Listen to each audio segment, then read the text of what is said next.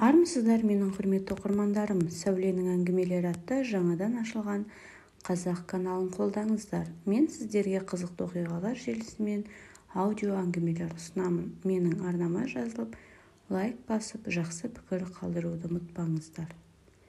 Күйеуім бола тұра басқа еркекпен кездесуге мәжбүрмін. Мен отбасылы әйелмін.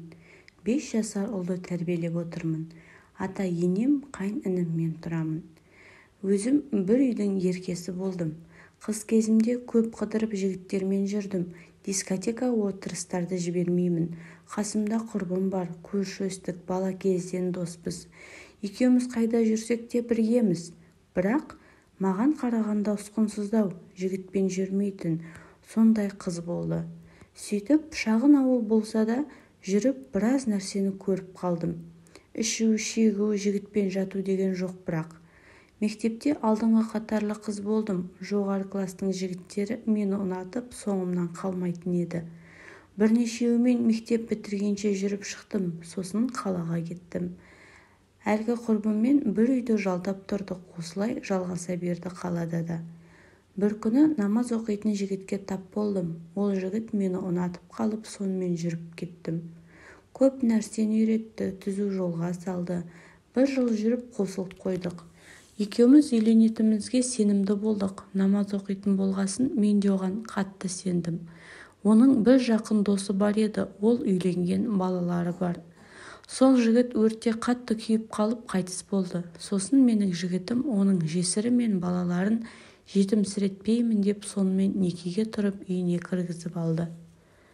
Маған бәрін досым үшін істедім, солай болу керек, екінші әйелім боласың, сені тастамаймын, жақсы көрем деді.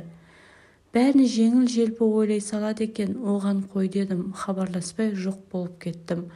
Жылап, сағынып біраз қиналдым, бірақ жігіттердің назары өзіме көп болса, тез ұмытады екенсің. Тағы баяғы күніме бастым.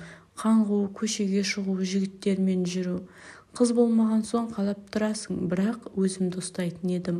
Содан оқуды бітіріп ауылға келіп жұмысқа қосылдым. Ауылда да сол өмір. Жұмыс біткесін бойдақ қыздар болып жиналып, у-шу, әңгіме, кафе, би деген сияқты ғой.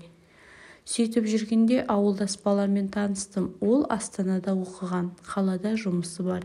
Менен 5 жасқа үлкен жап-жақсы жігіт екен. Соны қаратып алдым өзіме, жүре бастадым. Телефонға маза жоқ. 7 сайын мен үшін келеді ауылға. Кейде мен барам қалаға. Қыз емес екенімді айтып едім, ол жеңіл қабылдады. Ода тұрған түк жоқ. Қазір қыз деген жоқтың қасы ғой деді де қойды. Содан оған деген сезімім пайда бола бастады менде. Біз 1 жылдан аса жүріп отау құрдық.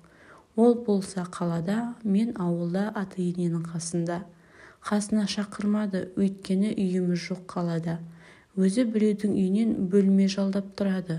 Енем де, барма, ақшасын жейсін, күйеуіңді көрмесең, өлесің бе?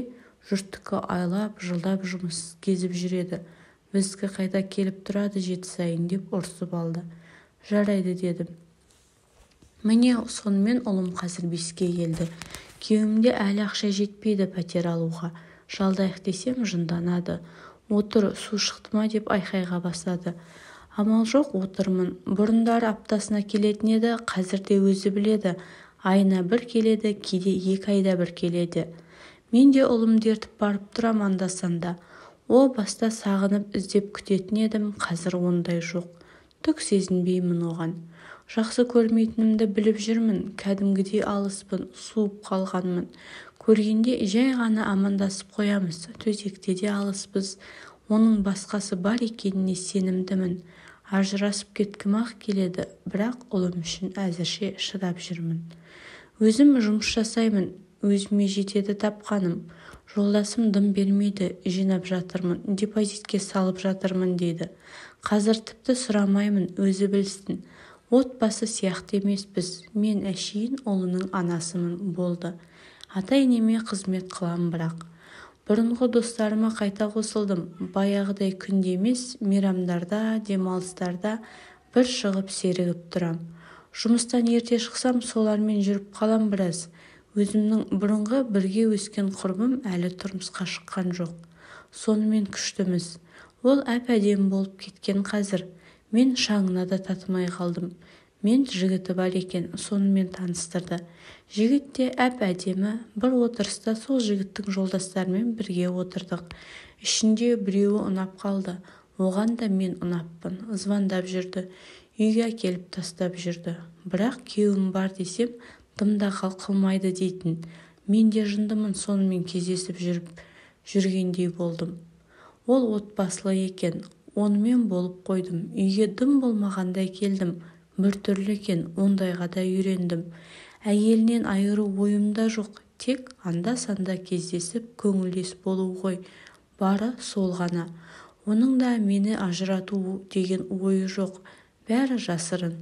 Содан 8 наурыз күні қалаға күйеуіме баратын болдым. Демалысты соның қасында өткізем деп ойладым. Бірақ ол аяқ асты жұмысқа шығып маған қайт деді. Ашуланып ауылға келдім. Жаңағы құрбыма бардым. Кешке кафеге шығамыз, мейрам ғой, біздің үйге қона кетерсін. Бәрібір қалада деп ойлайды ғой ата-енең дегесін. Келістім. Кафеге бардық, отырдық, іштік. Көңілдесімді күтіп едім, келмеді. Кафе жабылғасын бәріміз құрбымның жігітінің үйіне бардық. Сонда жалғастырдық. Ұйықтап қалыппын содан. Ертесіне есімді жисам, жалаңаш жатырмын құрбымның жігітінің құшағында. Күйеуіме ашуланып бекер ішіппін, есімде түк жоқ. Дереу киініп кетіп қалдым үйіме. Демалыс тып-тыныш өтті. Құрбым да хабарсыз, мен де солай. Содан жұмысқа шыққанда құрбым келіп быт-шытымды шығарды. Мен сол түні өзім жабысыппын ол жігітке. Құрбымды тыңдамай. Біраз сөз айтыппын, ол ренжіп кетіп қалған. Ана жігітте мен де есімізді білмейміз, болдыңдар ма деп сұрағанда құрбыма жоқ дедім.